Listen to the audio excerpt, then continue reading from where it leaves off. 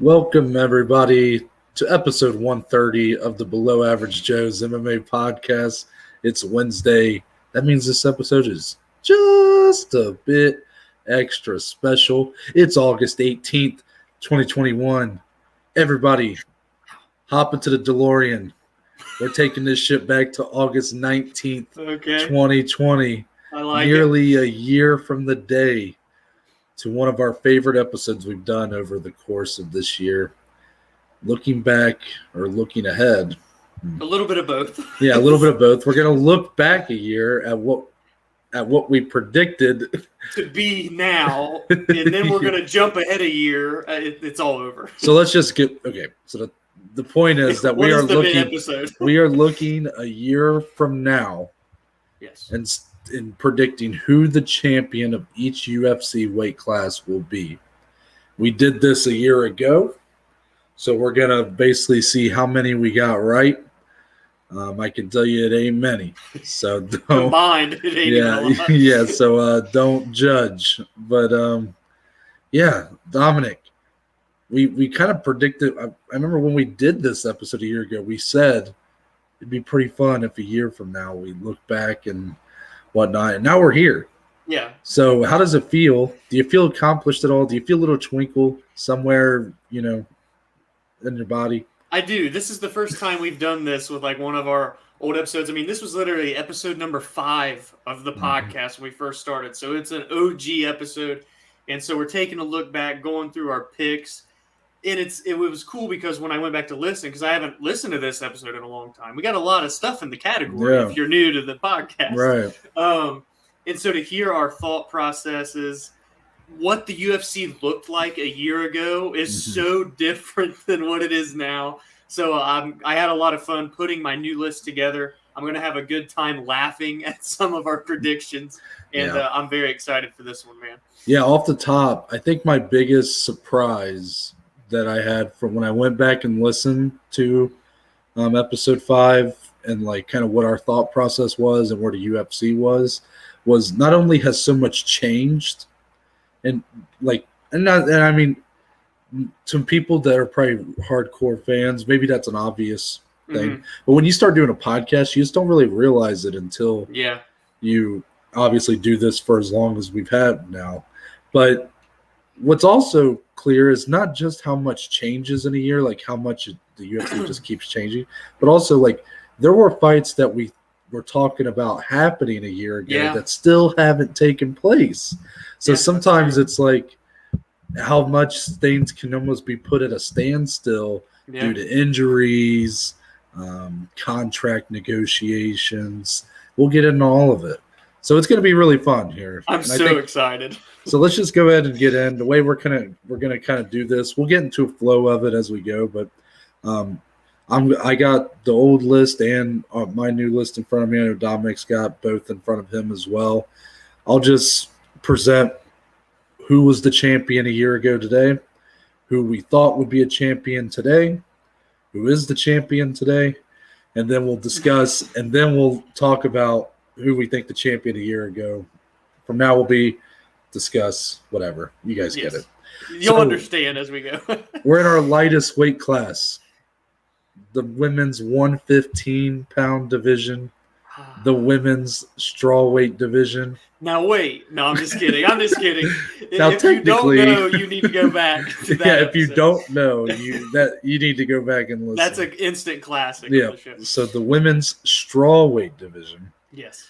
A year ago today, the champion was Zhang Weili, who really looked like she was about to reach some sort of stardom after her war with Joanna Jędrzejczyk that previous March. However, Dominic, you did not predict Zhang Weili to be the champion at today. You said it would be the female Habib, Tatiana Suarez, while I predicted her to retain. So I thought Zhang Weili would retain her title. You picked Tatiana Suarez.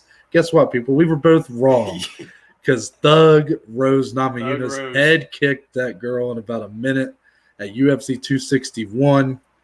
Now, thoughts here, because what's really funny to me is like not funny because it's unfortunate Tatiana Suarez hasn't even fought since I know. and now it looks like she's going up a division. Mm-hmm. So, I mean, it wasn't a bad pick because we know her potential. Yeah. But, I really had high hopes for Zhang Weili at this time, I remember. And you guys are going to see that when we get into the next division here, but I'm trying not to spoil it. But I really thought she was going to – I mean, she still can be. She's a stud.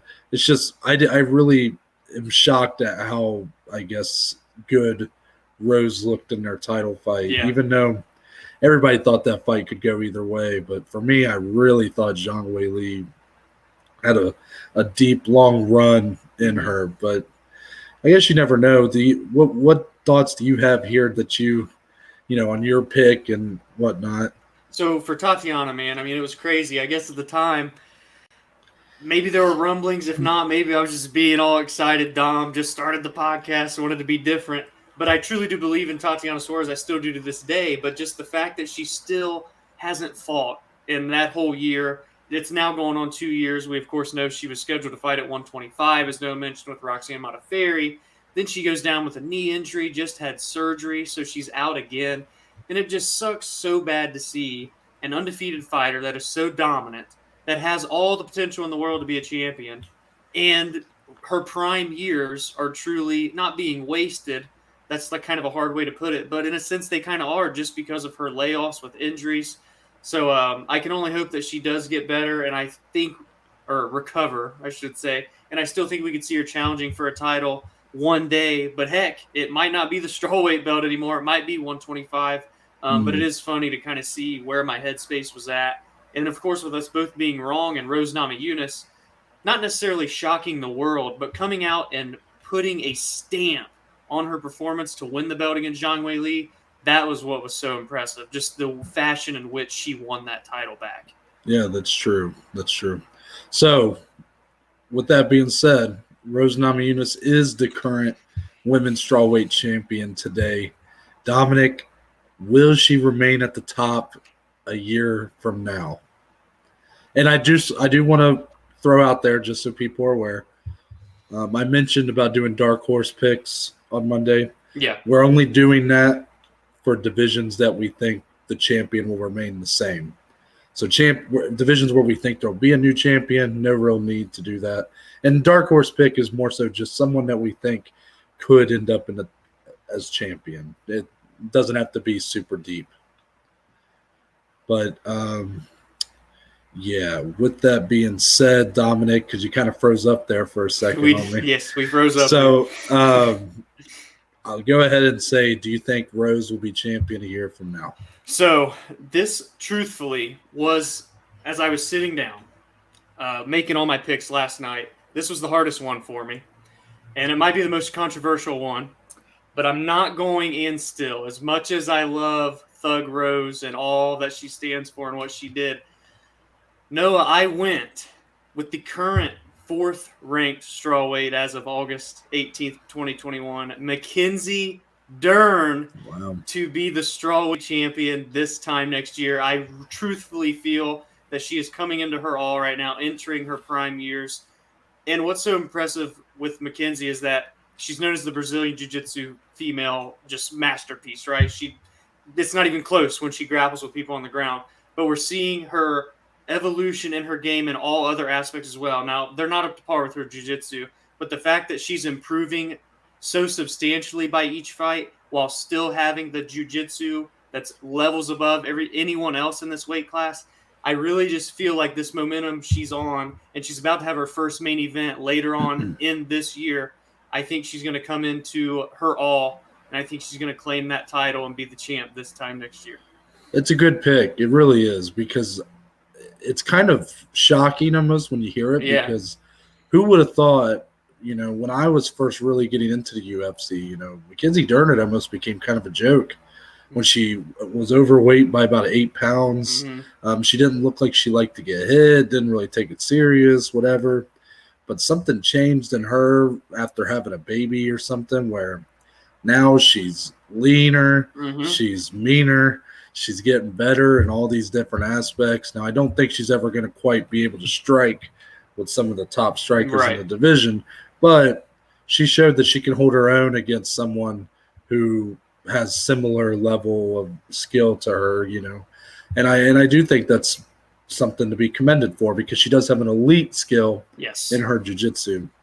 Now, for me, I did say Rose Namajunas will still be champion this time next year. Okay. And part of this is because I don't know if we'll see her defend more than once in the next coming year. Yeah. Obviously, the fight with Carla Esparza is the one that I think we're going to get next. Hope so. Hopefully, we get it either by late this year or early next year. Early next year is looking more likely. Mm-hmm. So it is a big assumption to say Rose will win that fight because Carla beat her the first time and has looked really good, had a dominant performance over Yan Xiaonan. But I do think Rose has improved more since their first fight and now kind of just walks around with a bit of champion pedigree, a bit more swagger than she did back when she was almost more unsure of herself, unsure of her skill set. Mm-hmm. So I do think she gets the win over Carla Esparza. And I just don't know if she'll defend it again before this time next year. Yeah. But if I have to throw out a dark horse pick, Mackenzie Dern's a good one. And honestly, probably would have been who I picked if I had actually thought of her. Mm-hmm. I'm just being honest. But I ended up with Marina Rodriguez. Yeah, I like that. Now, the reason for this, she is scheduled to fight Mackenzie Dern. Yeah, correct? That's the fight. Yeah. And I think that's a really tough matchup for Marina, truthfully, because we've seen how much she struggled with on the ground grapplers. Anybody who can get her to the ground, Carla Esparza being one of them. Yep. She just doesn't do very well, doesn't have great takedown defense. But in my head, I was thinking that she almost has a route to where she doesn't even need to face anybody like that. Like, I doubt they would put her up against Carla again. Right. Like, really, if she gets past Mackenzie, she might get the next title shot. She might be. Yeah, I agree. So it's a big if, getting past Mackenzie. I don't know. As good as Mackenzie's jiu-jitsu is, I don't know how much she's shooting for takedowns necessarily. Mm-hmm. I don't know if she's more, like, off the top of my head, I'm having a hard time really remembering if is she someone that shoots for takedowns or does she more pull guard? Is it like, where is she more comfortable in her jiu-jitsu? And for Marina's sake, hopefully she's someone that likes to pull guard because if she shoots a lot, that could be a tough night. But Marina Rodriguez's striking is very good. High level. And she is really having the best run of her career right now. Mm-hmm. Capped off with her last win in the main event over the Karate Hottie. And yeah, I do think that she does have a chance to be champion. Not a great chance, but more than I would give. I give her a higher chance than I give Weili to get a title in the next year, and Joanna to get the title in the next year. Basically, everybody except Mackenzie Dern probably. Whoever wins that fight, I think, has the second best odds, even over potentially Carla Esparza being champion. I like it. Mm-hmm.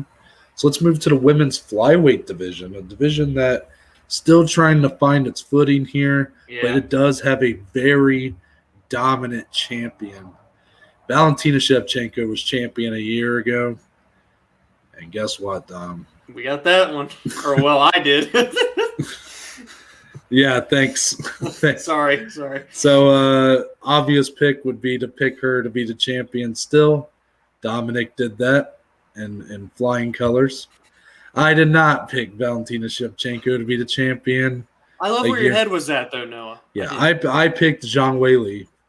So this is once again falling into where I was loving what Zhang Weili was doing at this time. I thought after one more title defense at Strawweight, I really thought there was a big fight to make.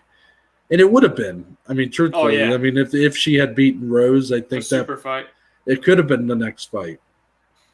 But because a lot of people still talk about Amanda versus Valentina 3, except us, which we have no interest in. Yeah. So that was the super fight I was trying to push out there for the women's divisions. Again, everything I said about Zhang Weili earlier, I could say here, but truthfully, Valentina shows no sign of slowing down. Yeah. And so much so that I'm going to transition into like who we think will be champion a year from now. And I know what I told you, Dom, that we pick a dark horse for every division that has the same champion. But I picked Valentina Shevchenko to still be champion a year from now. And I have nobody as a dark horse. I think the closest one would be your female Habib. Yeah. However, I just don't think she's going to be active enough to get a title fight in the next year.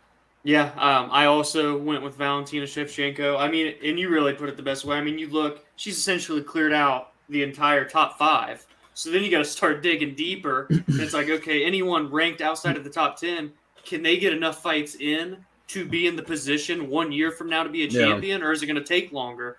So when you look at it that way, you can't really say anyone. I mean, there is obviously prospects in this division. I just don't think that in 12 months, when we do this again in 2022, they won't be up there yet. To fighting for a title is one thing, but then holding the title is another. So you can't really do a dark horse just because everyone that's closest has already been defeated and has been shown that Valentina is levels above, man. Mm-hmm. And she does have a title fight coming up. Yeah. Don't give her opponent too much of a chance there. What's her? Lauren Murphy, yeah. Lauren Murphy, good fighter, has deserved this title shot. However, well, when you say on a tear, see, that wording is a little for strong. That division standards. Yes, it's like she's on a win streak.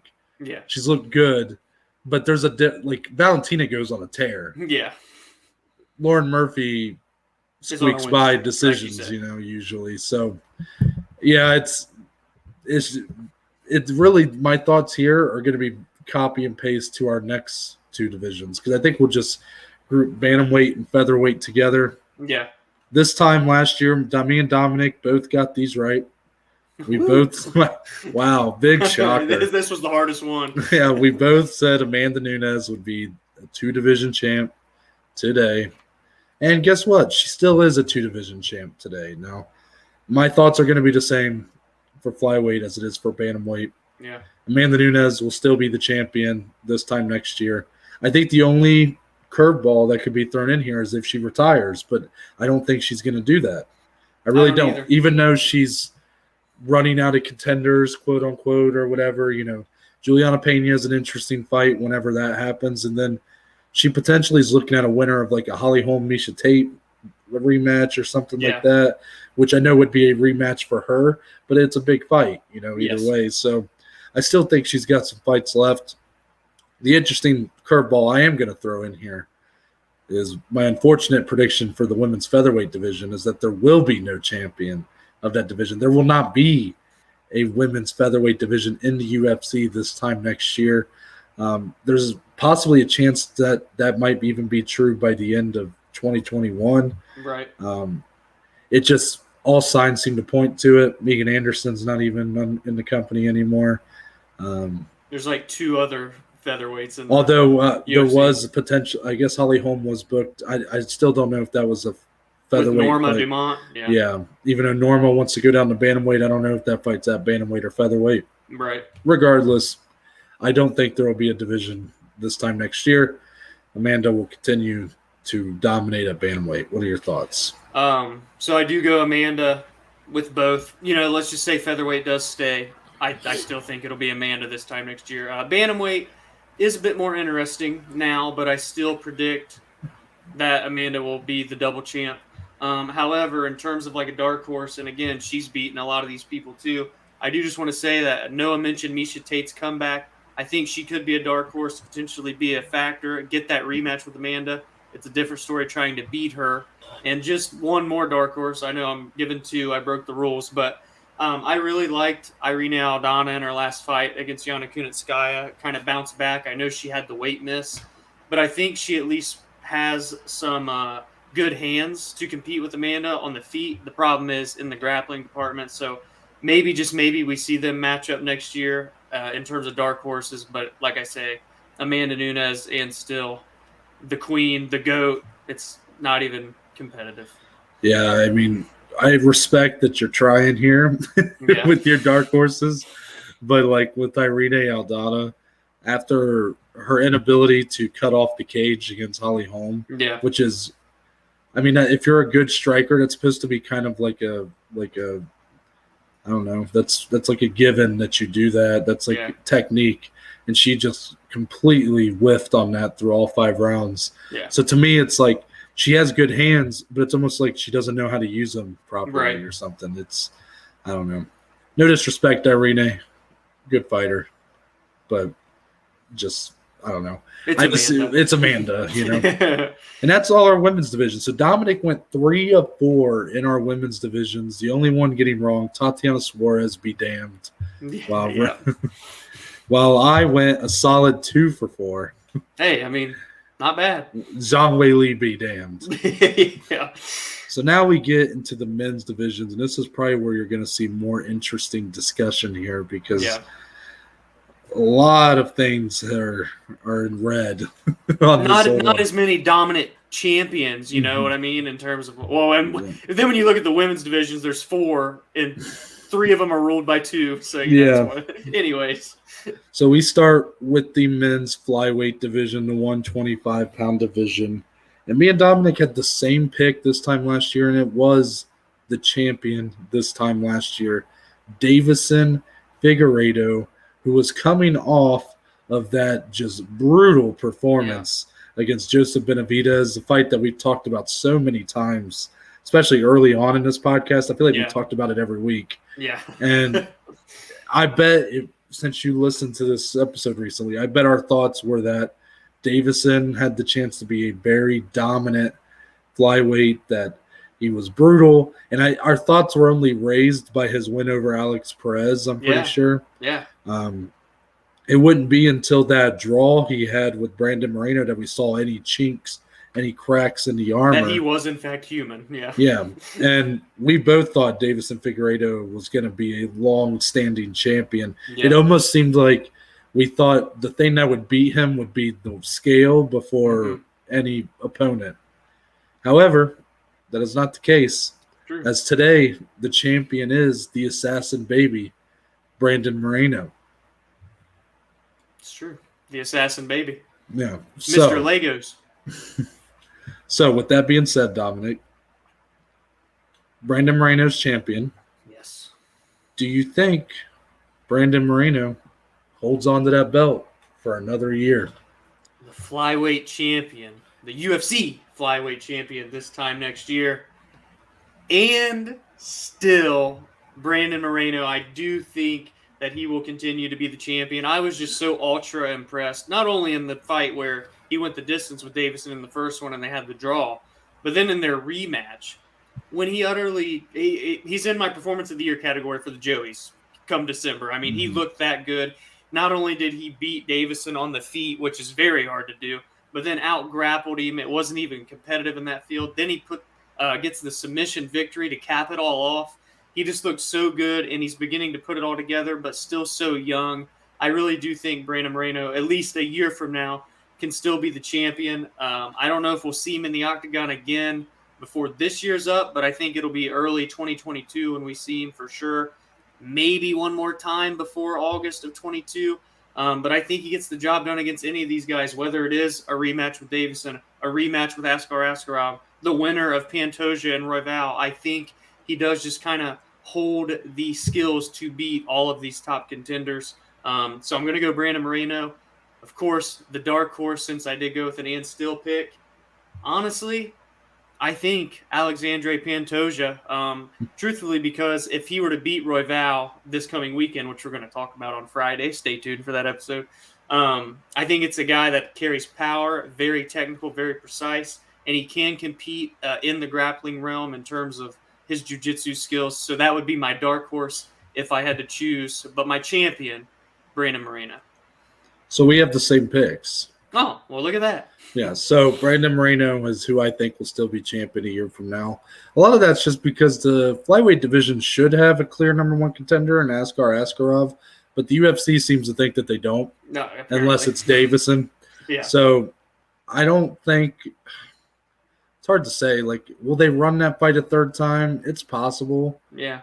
But I really don't want that for Davison or for Moreno's sake. Like, it kind of just – I do think Davison could do more in a third fight and could even maybe win the title right back. But I don't think his time as a flyweight is very limited at this point. Yeah, you want to see him at bantamweight. Yeah. Now, with that being said, my dark horse is also Alexandre Pantoja. And the big reason for that is Pantoja has a win over Moreno. Yep. And I do like Brandon Royval a lot. It was really hard not to put him on here. But to me, I was looking at more so at, okay, no matter which guy wins. So this is not me assuming Pantoja is going to win. It's more so like, okay, if Pantoja wins, in my opinion, he's like there. Yeah, like he's waiting in line. Unless they want to run him with Askar or Alex Perez. But I really think that he's like knocking on the door. Yeah. While if Royval wins, he does technically have a loss to Moreno. Yep. Even though that was like a shoulder injury, whatnot, kind of weird. But because of that, I can't say the same for Royval if he wins. I feel like if he wins, they would have him fight one more. Yeah, I agree.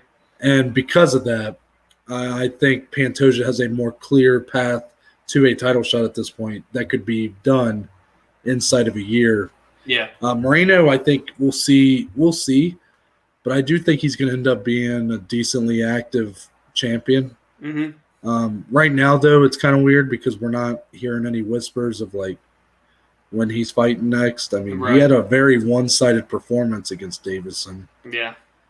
So I would like to think he'd be back by like at the latest January, but you know, that's, I mean, they still have announcements to make for December. So I mean, that could be a chance for that, but I don't know. Regardless, I do think in 2022 you will see him maybe fight even twice by this time, and because of that, it's a risky pick, but I stand by Moreno could be, you know, another guy that holds on to his belt for a while, and he's fit for this division. His skill set. Yeah, his skill set's very well rounded for this division, and a lot of these contenders I just think are not up for the challenge right now. Yeah, well said. Let's go to men's bantamweight, which had this is the one that just. This pisses me off so much. I'm just very, very smart when it comes to MMA. You know. So, this time last year, which I really can't be mad because look at my pick. I mean, I just looked at it again and realized I didn't pick who I should have. So, men's bantamweight a year ago today was under the rule of the newly minted champion, Peter Yan, who had just won the belt in a vacant title fight against Jose Aldo at UFC 251. There was a lot of expectations for Peter Yan, but I think at that point we were still just a little unsure of how good is he really. Yeah. So neither of us picked Peter Yan to be the champion at this time. And I'm going to start with my pick. Oh, keep him waiting. I picked Marlon Moraes. The Magic Man. Who has not won a fight since that damn day that I picked him. Yeah. At that point, I think he was scheduled against Corey Sandhagen. Yep. And I was still pretty high on Marlon Moraes. So, I mean, I didn't see the signs. Which I didn't really think there were. I mean, I know that the Aldo fight, a lot of people thought Aldo won. Right. But I still didn't see him like looking like a diminished version of himself. And then the Sandhagen fight was bad. And then he followed it out with Rob Font, and that was pretty bad. So, not a great pick. However, Dominic got this one right. And he picked Aljamain Sterling. The same method of victory. Too. Yep. He predicted the first ever DQ winner. So when I see that, it pisses me off. But then I look at my pick and I'm like, I can't be mad because look how I was so bad that you like deserve to be right.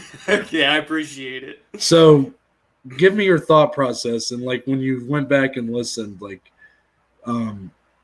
now that we kind of seen how the Sterling Jan fight played out, Yeah. What are your thoughts kind of on getting this one right and ultimately how the division stacks up? Call me Destiny Dom because I predict these things. Oh my Ooh, God. anyways, hopefully that wasn't too cringe for everyone. So when we made the predictions last year, Aljo was coming off of that amazing performance against Corey Sandhagen. He ran through him, made it look easy. And I was riding so high on that, on top of the win streak that he was on. And it just looked like he had the well-rounded skill set to compete very well with Petr Yan.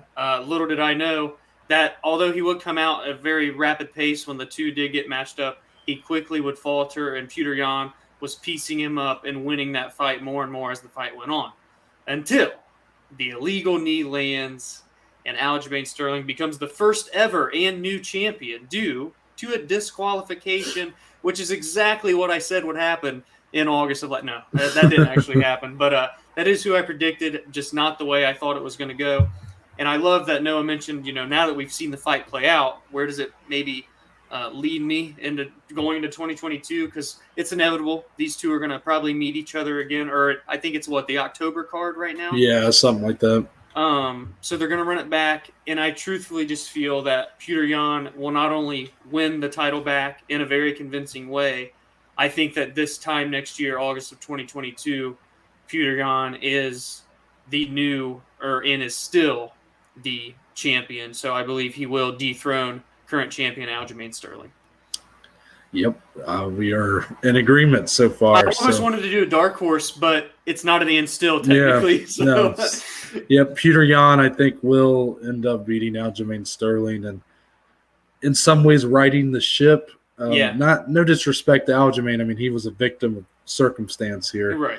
I just think that fight clearly showed that Yan is a better fighter in like pretty much every aspect. I mean, we thought Aljo's grappling would be better, and I mean, Jan's trips were fucking insane. So I think Yan rights the ship, and then we get to see, okay, how long can he go on a run for? Because he does have guys like TJ Dillashaw, Corey Sandhagen, knock on his door, Rob Font. Those are going to be tough fights for him, I would say. And we'll see how long he can hold up. I don't know how many times he'll fight after October. I would say maybe one more time you would expect. At least you would think, yeah. It just depends, I guess, maybe how much damage he takes in the Sterling fight. But I just think if you don't pick Petr Yan to be the champion this time next year, then I think be prepared to lose that bet. Yeah, he really does look like he holds all of the skills to be a long-standing champion, even with this absolutely stacked division. So here's an interesting division to talk about. Yeah. Men's featherweight. This time last year was ruled by the Aussie Alexander Volkanovski, the former heavyweight rugby player. Yeah. And neither of us thought he would still be standing at the top at this point. However, he is. And we do have a title fight upcoming very soon with Brian Ortega. Yep. But very interesting picks here because these both, like mine still kind of is relevant, I guess, but like Dominic picked Zabit Magomedsharipov. Yeah. And I remember he had just been, because I remember like our first or second episode or like our first or second preview or recap or whatever. Yeah. We were talking about how the end of the month card was supposed to be headlined by Zabit and Yair, and that Zabit had been pulled off that card. Yep. But by all accounts, it was like, okay, Zabit just needs to get in there by the end of the year, and he'll be fine. So it was like Zabit was a top 3 featherweight, and like he looked like the new wave, the next evolution for MMA fighters, a guy that was just amazing everywhere, so smooth. His transitions and his grappling were just so flawless. And instead, we haven't seen him fight since. And He's not now even in the rankings. his career is up in the air because apparently, depending on how a surgery on his esophagus goes, he doesn't even know if he's going to be able to breathe properly to fight. Yeah. It's crazy. So how unfortunate. Look how quickly things have changed for him. While on my end, I had Max Holloway taking the title back. Yeah. However, we saw Max fight. We could have seen Max fight twice by now. That's true. But he did have a hellacious performance against Calvin Kattar, which we will be talking about at the end of the year. Yes. And he was supposed to headline against Yair Rodriguez. Unfortunately, that fight has not happened yet. It had to be pushed back. So Max is still in the driver's seat, still right there. Probably going to get the winner of Ortega Volkanovski, but still waiting for that next title shot. So, Dominic, because of that, we do have an interesting title fight coming up with Volkanovski and Ortega. But I would like to think that belt gets defended one more time, probably against the Max Holloway, no matter who wins, before this time next year. So what say you? Who reigns supreme in the men's featherweight division? Well, first off, current champ Alexander Volkanovski and Brian Ortega. I've been waiting for this fight for a long time. Coming into this year, it was supposed to happen in March. And, really since the beginning of this year, it's been one of my most highly anticipated fights and, of course, title fights that we've had to wait on this year. Hopefully, knock on wood, it actually does happen next month in September, International Fight Week. And, you look at it, and both of these guys have fought a similar opponent in Max Holloway. One, not going too well, and Brian Ortega after Max just really outclassed him there in that 4-round. It ended at the start of the 5th, I believe. Yeah. Just brutal beatdown where Max defended his title. But for the current champ, Volkanovski beat Max Holloway not once, but twice. And so you're probably thinking, well, which route are you going here, Dom? You're throwing us all through a loop-de-loop. Well, I mentioned Max Holloway for a reason. And that is because I do feel that when he gets rebooked, I think it's supposed to be November now with Yair Rodriguez. I think he goes out, probably gets the job done there. I think he fights the winner of Volkanovski and Brian Ortega. And I think regardless of who wins that title fight, I think in August of 2022, the Blessed Express will have rolled back into the station. Max Holloway, featherweight champion. So far, we're all on the same page here. Oh, wow. Okay. I also picked Max Holloway. It just seems like that's what's going to happen. Yeah. It almost feels like we're set up for that. No matter who wins Ortega Volkanovski, no disrespect to Alexander Volkanovski. No matter what we think of the second fight and who won it, it was a very close fight. And ultimately, in 2 fights with Max Holloway, he's been in the octagon for 10 rounds. With Max Holloway, he has won more rounds than he has lost overall. Yes. And because of that, you have to wonder, just like, I don't know, you just have to wonder, like, can he really do it a third time? Right. It's hard to beat someone 3 times, man. And I think I feel like Max showed that he still had some weapons. Well, no. Hold on, Dom. Sorry, some things never change on this show. Let me work up to it. Okay. Max has shown that maybe he still has some weapons that he hasn't quite utilized in these 2 previous bouts, like some more tricks up the sleeve, if you will. Mm-hmm. While I think Alexander Volkanovski has really went to everything he has to beat Max Holloway twice, which I commend him for. But after the performance Max Holloway put on Calvin Kattar, how can that man be denied another title shot? He was technically denied another title shot. Timing has not worked out for him, so now he might have to fight Yair Rodriguez. And, Yair's awesome, really good fighter. I don't think that's going to go well for him. That's a tough welcome back I think Max is on a fucking just rampage right now. The guy, he's on like a revenge tour almost. Yeah. And I don't see him slowing down.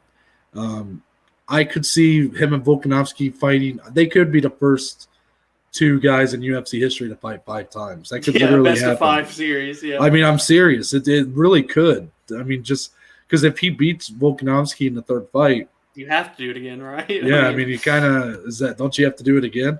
But I don't know. I think Max Holloway is. If you had to ask me who's the best featherweight in the world right now, I would still say Max Holloway, and he's lost to the champion twice. And I'm not even like some super fan or something that's like biased. I'm just the eye test has told me that. And it's crazy because Max at one point had lost 3 of 4 fights. And so in July of last year, after he loses the 2nd fight to Volk, we're like, okay, has he already reached the ceiling? Has Max kind of done all he has came to do at 145, and now he just fights, whoever's, including like Calvin Kattar?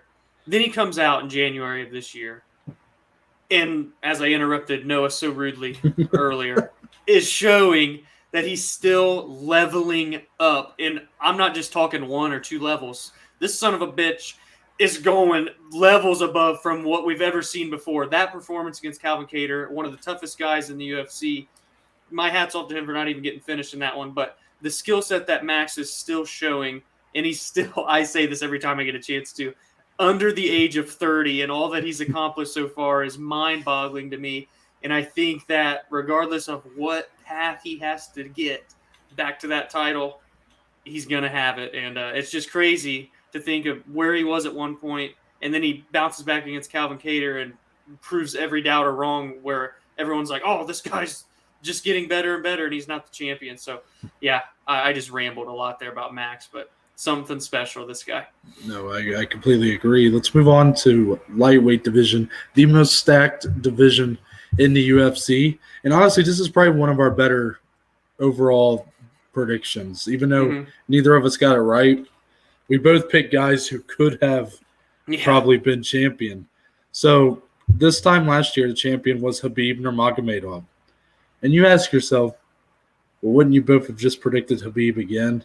No, because at that time, Khabib had made it clear on his Instagram that he had at that time said he had 2 fights left. Yeah.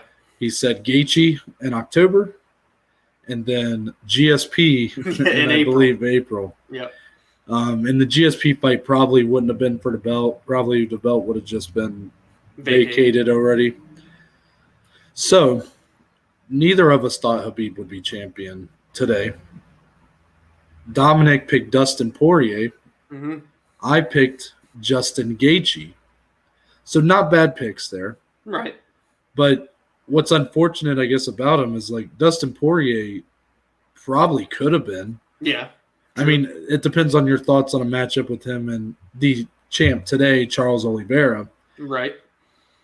But Justin Gaethje hasn't even fought since he lost to Khabib in October, and who I would have never have expected that. Yeah. Now he is booked with Michael Chandler towards the end of the year, so that fight's going to be awesome. But regardless, as I said, Charles Oliveira ends up being the champion today. Yeah. As much as we were really starting to like Charles Oliveira at that time, I don't think you could have convinced me there was a shot in hell that he would have risen to the top pretty much as quickly as he did. I mean, he had a long grind getting from that 15 to like 8, ranking. It felt like he was battling to get to the top 8.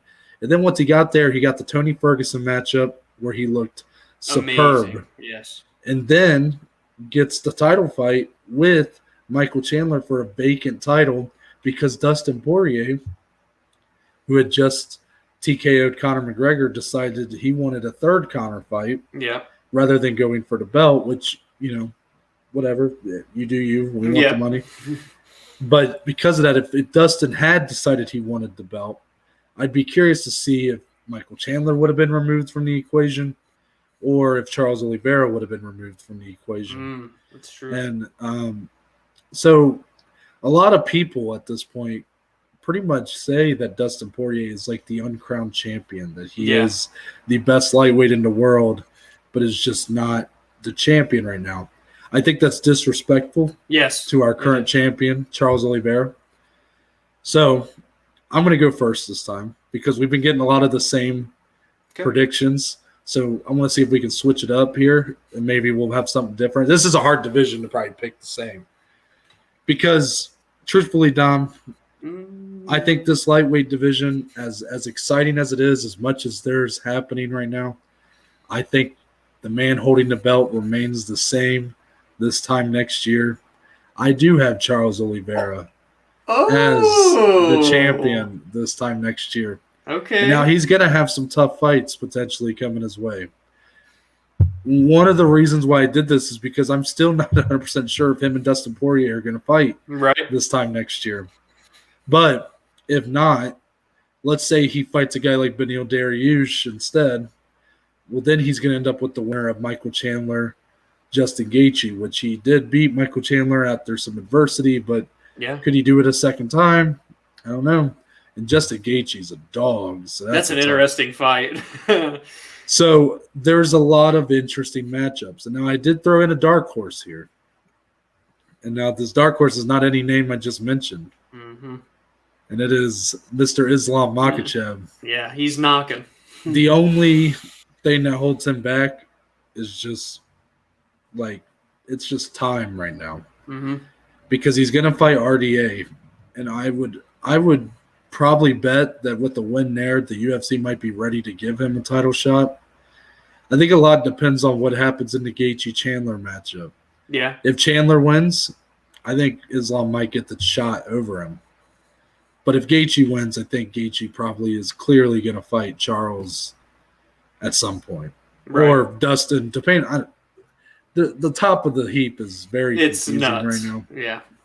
So there's a lot of assumptions that have to be made when making this kind of prediction because it's not like featherweight where it's very clear. You have a clear title fight scheduled, and the winner of that is clearly going to fight Max Holloway, at least we assume. So here you have to make a lot of assumptions. My assumption is that Charles Oliveira remains at the top for now. I mean, I love that because we know how special of a victory that was, a guy that scratched and clawed and took however many fights, 28, 29 fights to get a title, and then he wins it in such an amazing fashion. Mm-hmm. And as much as I love that story, as much as I love the Diamond Dustin Poirier, the Gaethjes, the Chandlers of the world, this whole division is so fun. But there's one man that really, I feel, is going to throw a wrench into this whole division's plans, and that is Khabib's protege, Islam Makhachev. Oh, wow. This time next year will be the lightweight champion of the world. Wow. I am actually shocked that was who you picked there. I thought, when I put him as a dark horse, I was like, I don't know, can he really get there in a year? Maybe. Yeah. I mean, he's been active. Yeah. Not his. Thankfully. But it's more so that I don't know if he'll be able to pass up Dustin Poirier or Justin Gaethje or Michael Chandler in time in the next year. But I love the pick. Yeah. I actually thought you were going with Dustin Poirier. I'm very shocked because I know what a big Poirier fan you are. So I think this time next year, Dustin may just be retired, Noah, if I'm being truthful with you. But that's a different story. But in terms of Islam and his path, I just think, well, you kind of said it, right? I mean, if he beats RDA, regardless of the ranking, the UFC might just be ready to launch him in there. And, I could see that happening. If not, he's definitely going to have to get one more in. So if he can stay active, I know that fight with RDA is supposed to be October. One more fight, maybe early 2022, gets the title fight. Come this time, maybe even of next year. But I think there is a path there, depending on how the pieces ahead of him go together or fall apart, either or. But I do think this guy just presents problems for everyone, just like Khabib did.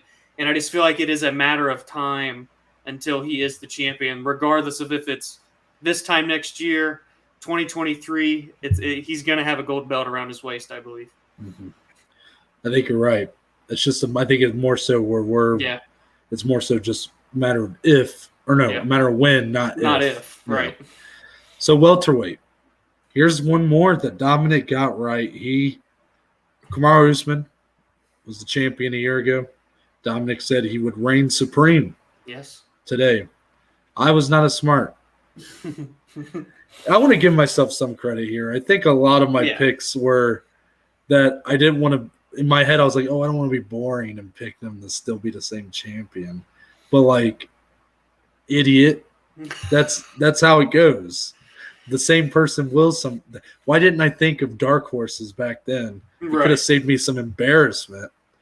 Because Kamaru Usman has been the male fighter of the last year from this point, if you want to look at it that 100%. way. Most active champion. Yeah. The guy's been incredible. And I think when we predicted this, or when you predicted this, I should say, but when we were making these predictions, Kamaru Usman, in terms of the court of public opinion, was probably at his lowest point. Yeah. Right after the first Jorge Masvidal fight, which is his only real, I guess, weak title defense, if you want to look at it like that. If you want to put it that way, yeah. A dominant performance, but as far as entertainment value, the only real defense of his title that's been boring. Yeah. And I think because he won the belt in very dominant and not the most exciting fashion over Tyron Woodley, that people just kind of were starting to poo on him a little bit. Mm-hmm. And because of that, I think it was almost like not entirely sure if this guy's really like a long-standing champion. It's just not. It's just an unhealthy way to look at these champions when it's like, okay, they're not as entertaining, therefore they will not be champion long. Like that's just it's not realistic. Even though they're dominating. Yeah, right. So you were smart. Picked Kamaru Usman. I picked, and this pick is not, I wouldn't say bad because this fight is coming up. That's true. I picked Colby Covington. However, I look at it and kind of go like, man, because maybe at this point last year, you could make the argument that those two were just neck and neck still. Mm-hmm. But it just, now, every day, it just looks like Kamaru just gets better. Yeah. And Colby is still good. But I don't know if I can say he's getting better. Oddly enough, Colby fought like a month after. Yep. And dominated Tyron Woodley, but hasn't fought since. While Kamaru has fought how many times? Was his next fight, was it Gilbert? He fought in July. Yeah, I guess it was the Gilbert Burns fight in February. Then he beat Jorge Masvidal. Mm-hmm. So, yeah. So he's fought twice since we made this list, and I mean, it's just like both of those fights were fun, but also just highlight reel performances from Kamaru Usman. Come back in the Gilbert Burns fight, fought through adversity. The Masvidal fight, the first person, or maybe I think the second to sleep Masvidal in his career. Just the guy's run has been – he's really – now there's being arguments made that he might be better than GSP, if that tells you anything. Funny how the tide turns so quickly. How quickly a year – because if you would – a year ago, if you would have told me that he might be better than GSP, I probably would have laughed at you. And now it's like, oh. And now I'm predicting that Kamaru Usman will be champion this time next year. Yeah. You know, that's just – it's a risky – I think it is a little risky. He is 34. He's not getting younger, but he just doesn't show any sign of slowing down. Right. And I think he's going to be in for a lot of rematches if he keeps being this active in the next year, and they're all guys he's beat already. So I picked Kamaru Usman, but I did throw in an interesting dark horse here, and it's someone that he has already beat, but someone that I think could get a second shot and has potentially a second time put him out for good, and that's Gilbert Burns. Interesting. Gilbert Burns was the closest to I know Colby Covington took Kamaru Usman 5 rounds, but technically Gilbert Burns is the closest guy to beating almost finishing Kamaru Usman. And I think that wasn't just not just like a lucky shot or whatever. I just think Gilbert Burns is that good. Yeah. He's that powerful, that fast that he was able to catch Kamaru Usman. And Usman had to kind of react and make adjustments throughout the fight.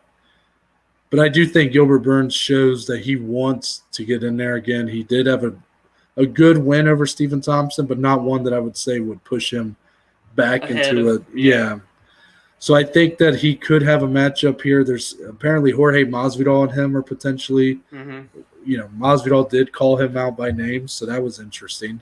If he did get a win over Masvidal, that could be what he needs to get back in there. Yeah. And more for him, it's just a timing thing. I really don't think that he probably beats Kamaru a second time, but I give him a better chance than I give, some of these other guys. I don't want to say them by name because you might have one of them on your list, but there are some guys that you could. I mean, even Colby Covington, for example, is the one that's scheduled to fight Kamaru. I give Gilbert Burns a better chance in a second fight than I give Colby Covington at this point. Yeah, man. This time next year, Kamaru Usman is my pick to still be the welterweight champion in the UFC. My dark horse, however, really because I can't say much more about Kamaru that we haven't already discussed. I mean, the guy looks unbeatable, better and better by every fight. But Vicente Luque truly is a dark horse. And now, while I feel Usman is still the much better fighter as a whole, and that's compared to anyone in this welterweight division, Luque is such a wild man, such a wild card with the power, with the jiu-jitsu. He really can pull a rabbit out of a hat. And for that reason alone, I feel he is not only a threat to anyone else he may face in this division, but to the champion Kamaru Usman, a fresh matchup, which really favors him in terms of getting a title fight within the next year, just because Usman's fought everyone else in this top six. And that's what does kind of excite me about seeing this potential matchup is that what-if factor. Because really, anytime Luque steps in there, that's what's going through your head. What are we going to see this time? What's he going to do? Is he going to get knocked down and pull off a submission and all this crazy stuff? And I feel like those thoughts would still be going through my head if he were to fight Usman. So that is my wild card. But again, the champion, Kamaru Usman, and still. Mm-hmm.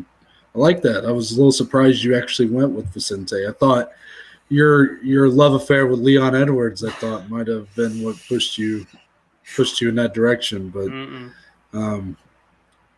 we have done for me, I've had back-to-back and stills for a year from now. Yeah. And that's going to remain true with the next division. We go to the middleweight division. Israel Adesanya was champion this time last year. Neither of us predicted he would still be champion today, which is kind of interesting. Dominic picked Robert Whittaker, who we're still kind of waiting on to see him fight Adesanya a second time, while I picked the man that he was to face off against next, and that was Paulo Costa. Yep. I really thought Paulo Costa was going to sleep Israel Adesanya. You were very confident. Some things don't go the way you think, But Israel Adesanya is still champion today, and I'm predicting him to still be champion a year from now. So because of that, I mean, it's just I know he had the loss to Jan Blachowicz at light heavyweight, but in terms of middleweights, he just seems to be a level above everybody else. I thought really when it comes to the type of skill set to beat him, I thought Marvin Vettori is almost as close as you're going to get. Outside of maybe like a Darren Till, which, funny, I just spoiled my own pick for the dark horse. That's all right. I didn't mean to do that. Darren Till is my dark horse, but the reason being, if you get someone that can strike with Adesanya, they can almost have like a chess match. It probably won't be the most exciting fight in the world, but could he outpoint Adesanya for 5 rounds? Right. He maybe could. So Darren Till is my dark horse, mostly because I think if he beats he's fighting Derek Brunson. Yeah. If he beats Derek Brunson, I think Adesanya wants to fight Darren Till so bad that I almost think that he will be slingshotted into the front of the line after a fight with Whittaker, of course. Right. Yeah, but that's were you done? Yeah, okay. That's it. So I'm going in still as well, Israel Adesanya. Wow.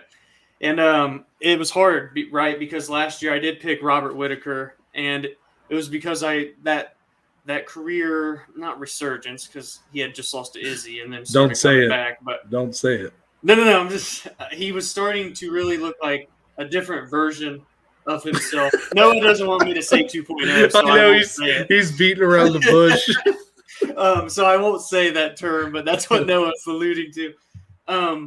But now where I look at it current day and what I've seen, it kind of goes back to when I was comparing Peter Yan and Aljamain Sterling, where Israel Adesanya in that fight with Vettori really showed me a lot to where, okay, as much as I think Robert could have coming into this episode today, can he do it when they actually fight at the end of this year or early 2022? I just don't know if he can. I think Israel is still getting better. And when he showed his grappling defense and a little bit of offense, albeit against Marvin Vettori, along with his elite level, otherworldly striking, he just has all of the solutions to any potential problem that can be presented to him at 185 pounds. And for that reason alone, I am going with and still Izzy. However, my dark horse would be Robert Whittaker, just in the event that maybe in that rematch he can pull something off, potentially setting up a trilogy later on in the year. Either way, if Robert were to win, I don't think he fights more than one time going into August 22. But yeah, Israel Adesanya, man, special. Very interesting. I love the way you beat around the bush there. I didn't want to say it. I know, it's so funny. You're like, it's like another version of himself, but a more advanced. Yeah. That was good. I was writing a book there. So what I do want to point out here at the end before we move on to light heavyweight. I hear a little something.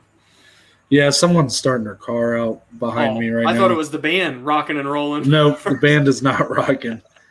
Someone's got a loud ass fucking Sounds like my car. Yeah. So just ignore that. It's listeners. Just a little. It's not too bad. Now I can't even fucking focus. Light heavyweight, 205 pounds. Yeah. Okay. Well. Okay. I'm not for Adesanya's case here because I think there are a lot of the naysayers for Adesanya off of that Blachowicz fight, or that if you can get him to the ground, that he doesn't have the I guess capabilities to get back up or the defense necessary to sprawl and get to where he needs to get up. Right. But I think in the Marvin Vettori fight, he showed that as a middleweight, those problems just aren't the same as they are at light heavyweight form. Exactly. Now, light heavyweight, Jan Blachowicz. Neither of us predicted Jan Blachowicz to be the champion. Out of nowhere. However, he wasn't the champion this time last year. This time last year, I'm pretty sure, did we not have a champion? It was John still Jones. John. It was not vacated yet. Okay. So John Jones was champion at this point last year.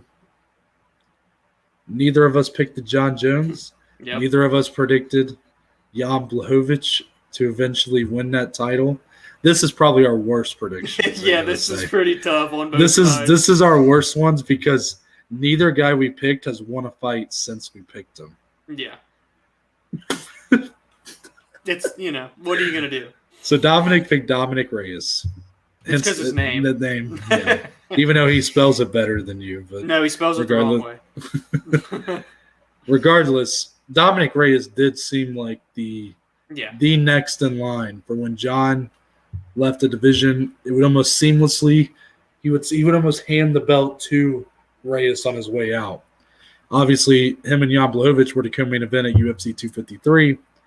Blachowicz had other words for that. And yes, he did. Pummeled him.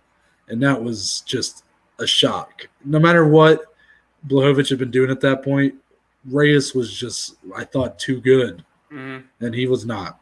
Yes, yeah. I had blind faith in a man who we talked about his fiance last episode. Yeah. And speaking of which, if any of you guys are listening and want to give your thoughts on have you noticed that it actually is kind of blowing up now? We kind of started the trend, yes. Yeah, I've seen it's kind of blowing up that yes. There is a debate. So I'm glad to know that I'm not alone. But it I'm does glad seem we were the only ones talking about it. The majority opinion seems to be that she is more than 1 month pregnant, which is fair. Yeah. But also that how this woman was able to fight. Because the UFC does, and I didn't say this because I wasn't sure in the episode. This is a big tangent side. Yeah, here we go. But I I thought that I remember hearing that they do pregnancy tests for the women fighters. Mm-hmm. And apparently that's true. Yeah, I but don't know. Apparently it didn't catch it this time. I guess. Or if you're in my camp where you believe that maybe Thiago laid the hammer. Oh. He laid the Moretta after the fight. Then that could also be the case there too. And speaking of the hammer, let's all of that. People are like, so wait, who did he pick again? I picked Thiago Santos to be champion. A guy I love, Thiago Santos. Thought he beat John Jones. Yeah, that's right. Eat it, nerds. I thought Thiago Santos won that fight. Hasn't won a fight since, unfortunately. And yeah. He's still relevant at light heavyweight. He's still a guy you don't want to look past. But he's just had a tough run of things. He's lost to – I remember the Rakic fight was the last one. Who else am I forgetting? Glover. Oh, God. The Glover Teixeira one was tough one. Yeah. That was a tough one. That one reminded me a lot of it was a less brutal version of when Anthony Smith lost to Glover Teixeira. Yeah. But it had the same kind of impact as a Thiago Santos fan. So neither of our picks look great now because neither guy's won since then. Dominic Reyes had the war with Yuri Prohaska. Mm-hmm. He also – am I forgetting another – no, that was the only one. It's been Jan Blachowicz and then – Jan in September for the belt, yeah. So he's been getting that's back-to-back finishes on Dominic Reyes. It's been a tough year for these two guys. Yeah. So I don't think either one of us are going to pick these two to be champion this time next year. But I am going to pick someone other than the current champion, Jan Blachowicz. And this all boils down to as good as Blachowicz has looked and as much as he continues to just over-deliver and just fuck with my head because I keep looking for that moment to count him out. Yep. And that's no disrespect to Jan Blachowicz. It's just due to his age and the fact that he's a late bloomer here, Right. I keep waiting for that moment where he falls and it's okay, now that's the end of that. But he just keeps out the Adesanya fight wins. Huh? I mean, the Adesanya has looked as one of the next top fighters of all time. It's and the way he beat Reyes was ultra impressive too to win the belt in the first place. Oh, hey, we're back. Yeah, it's a little darker if you're watching this on YouTube. That's technology problems. You know how it goes.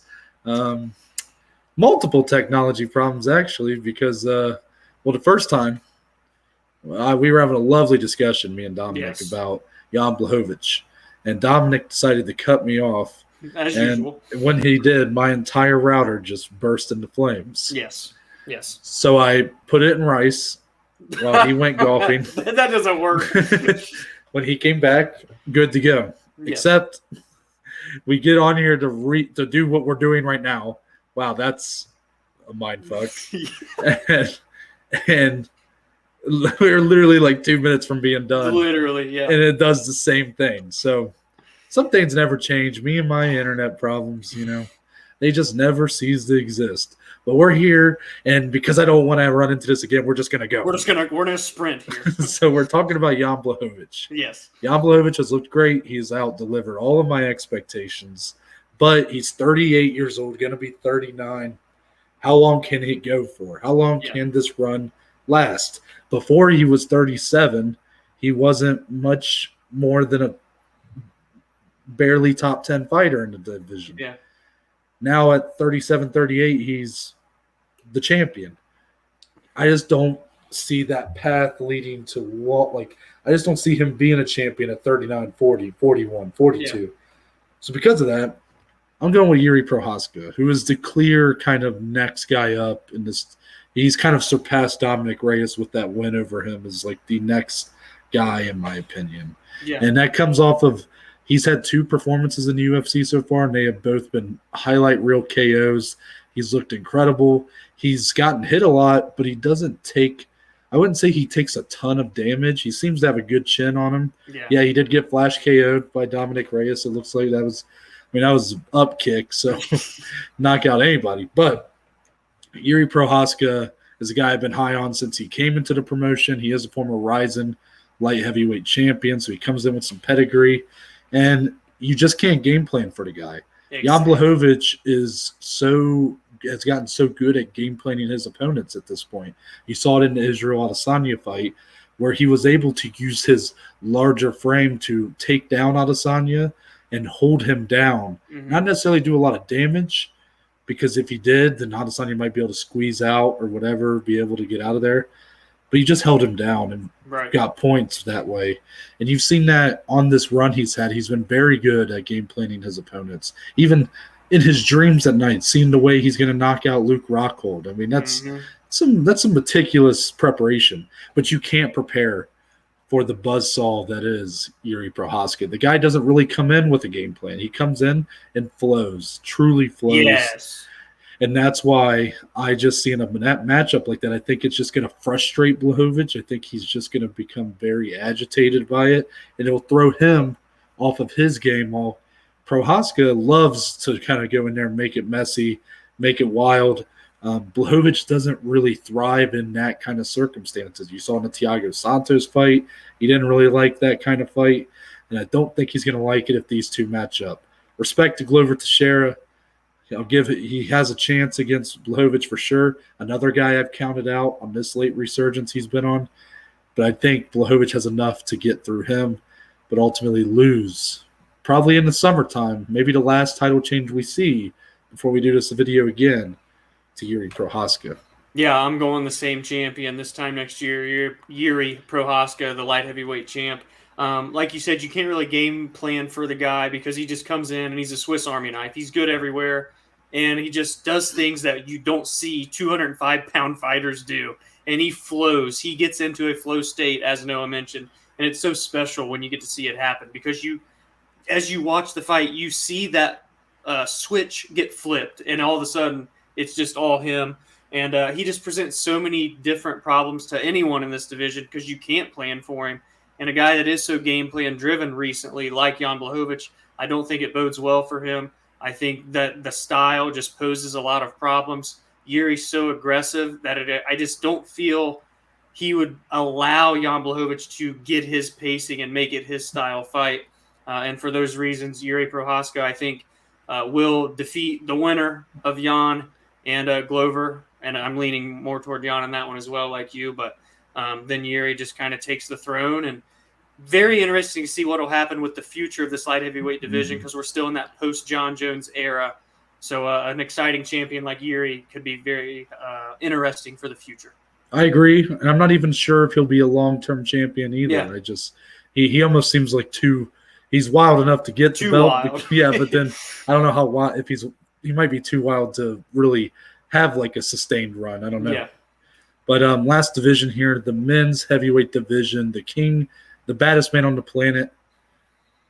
At this time last year, Stipe Miocic had just gotten past Daniel Cormier in their trilogy bout. So we knew all eyes were on Francis Ngannou and their rematch. We didn't know when it was going to happen, just if, or we knew it was going to happen. Yeah. We just didn't know when. Yeah. And it ended up happening in March. Dominic had predicted for today Stipe Miocic to still be the baddest man on the planet, while I predicted a young guy who's yet to make his debut in the heavyweight division, Mr. John Jones, to be the heavyweight division at this time. Stipe obviously got knocked out by Francis Ngannou back in March, and John Jones is yet to fight in the heavyweight division. Things kind of went south with him in the UFC in their contract negotiations. Coming off of that win against Stipe by Ngannou, it looked like Ngannou Jones was going to be next, which seems like a year ago when we were talking about that. So much has happened with this heavyweight division, but negotiations fell through. The UFC pivoted and said, all right, we're doing Derek Lewis versus Francis Ngannou. Then they pivoted again and said interim title fight, Derek Lewis versus Ciryl Gane. Ciryl Gane's the interim champion. So a lot is going on in the top of this heavyweight division. I would say it's in its most interesting place in a long time, and I agree. in terms of how many contenders there are. Heavyweight's never been one of the most stacked divisions. It's just not. When guys are that size, they don't tend to be fighters. They tend to be football players or basketball players or whatever, baseball players. And however, we do have a really talented group here at the top, and Ngannou is the champion right now, and he's the Mike Tyson of MMA. And not only that, but he is becoming a much smarter fighter. Yes. In that Stipe fight, he kind of beat Stipe in every facet. That's so scary. So, with that being said, Dominic, does Francis Ngannou remain the baddest man on the planet this time next year? Noah, my friend, there's an undefeated fella fighting out of France. Yeah, a Frenchman, if you will. Who just so happens to now be the interim champion of the world, the aforementioned Ciryl Bantamweight. Gane Whoa. is, I'm shocked. Throwing out, so it's like you've heard this before or something. Ciryl Gane, man, I think is the champion at heavyweight this time next year. I think he can beat Francis Ngannou. I think he can beat anyone in this heavyweight division. And I think he can beat John Jones if we ever actually see that happen, which is a long shot, it feels like nowadays. But Ciryl Gane, man, I truly feel is one of the most special talents we've seen in all of the UFC in a very long time, especially at heavyweight. And I feel that with his so well-rounded game, but obviously his striking is next level, so technical, so precise. Then you add in that he's pretty damn good on the ground too and can submit people when need be. And the way he flows and moves around the octagon is so unique for a heavyweight. I just feel he's a very bad matchup for anyone in this division. I think that he also has the potential to not only become the champion, but to challenge Stipe's title defense record, if not break that record. I truly feel is one of the most special talents we've seen in a long time. Yeah, you took the words right out of my mouth, Dom. Truly, Ciryl Gane is the elite, the next step, the next evolution of the heavyweight fighter. A guy who is so technically skilled, which is in some ways uncommon for heavyweights, like everywhere. He doesn't just bring a couple skills to the table. The guy's really good everywhere. And he is young. He's undefeated. He's running through his opponents right now, doing it with skill, doing it with even a little bit of pop against Derek Lewis. He's really one of a kind and will be a future champion. But with that being said, I am going to go with Francis Ngannou to hold on to the belt for at least at this time next year. And this comes down to, I really look at Ngannou and Gane as being two guys that might fight multiple times. Those are two guys that could have a trilogy of bouts. Yeah, I agree. And right now, Ngannou is the more experienced fighter, but Gane is probably who I would argue to be the higher fight IQ and the more technically skilled, obviously. But there is something to be said for Ngannou's power, which has been, it's what everybody goes to. But the fact that now he's putting it all together, but he's still carrying that power. I mean, look at what he did to Stipe. He flatlined him. Yeah. And to me, I still don't look at Gane's power, even though he did a good job of putting away Derek Lewis. I don't think he quite has the power to put away Francis Ngannou right now. And that means he has to go 5 rounds, unless he can somehow get a submission pulled off, which is right. I just don't really see that happening either. But that means he has to go 5 rounds and be basically perfect for 5 rounds. And we just know when you have to do that against a guy like Ngannou, it's a recipe for disaster because he not only is the most powerful man to ever fight in MMA, but now he's fighting smarter to where you don't just have to worry about that power for a round or two. Yeah. Now you have to worry about it for probably at least 4 rounds, I would say. So I just think in their first fight, he might catch Gane. Yeah, I really struggled with this one, truthfully. I mean, I went back and forth because we both have been on the Gane hype train. And Yep. if you would have asked me last week, I probably would have said Gane would beat Ngannou. And then if you ask me next week, I might say the same thing. Right. But right now, I just feel like Ngannou's got more left than that as terms of being a champion. Yeah. And in terms of a dark horse, I didn't go with Ciryl Gane either, since I just said that. It's John Jones is the dark horse of this division. Kind of has to be, you know. And that's just because I don't know if he's going to fight. But if he fought Francis Ngannou, I would have a hard time picking Francis Ngannou in that fight. I might pick John Jones in that matchup. I mean, John Jones is just I think so highly of that guy's skills even now, even though he's probably not even the best version of himself anymore. But Ciryl Gane is a tough fight for him, and that would be a hell of a fight if we ever see it. But Jones versus Ngannou is something else. It's gotten to a point where John Jones, where it's like the boy who cried wolf. Mm-hmm. You know, John Jones is on the mountain saying, hey, I'm going to heavyweight, and you kind of believe it, and go out there to see the first few times, and then it's like, well, contract negotiations, well, now I'm not fighting until 2022. So now it's a believe it, I'll believe it when I see it type deal for John Jones. And that's no disrespect to him. That's not a knock on him. I understand the UFC is probably just as much, if not more, at fault for why John Jones has not fought at heavyweight at this point. But the reality is reality there. And we were supposed to see this guy fight for the last year at heavyweight, and we never have. So that's the biggest dark horse for me, because John Jones might beat everybody in this division. I don't know. Yeah. But that's going to wrap it up. We made it. Well, wait. We have to outro, I guess. Hold on. So this was a lot of fun, even with the delays. Being able to look back a year ago, to put a year into this podcast is something that I think we both thought would happen. I mean, I thought we both had the work ethic and the I guess, and the passion to make it go for a year. But once we actually got there, it was like, wow, we really did this for a year, huh? Yeah, and to look back was so cool. Really cool to look back and then go back forward. So now this time next year, we'll do it again. So this will just become kind of a yearly tradition of ours. Yeah. Let us know your thoughts, who you think will be champions of some of the different of your favorite divisions, if not all of them. All 12 of them in the comments. Let us know. Leave in the comments anywhere, whether it's on social media or on YouTube comments, or if you want to leave a voice message with one of the anchor links, we'll include it in Friday's episode and give our thoughts on some of your picks. Yep. But had a lot of fun with this one. Dominic, as always, thank you for coming back on here multiple times to finish this one out.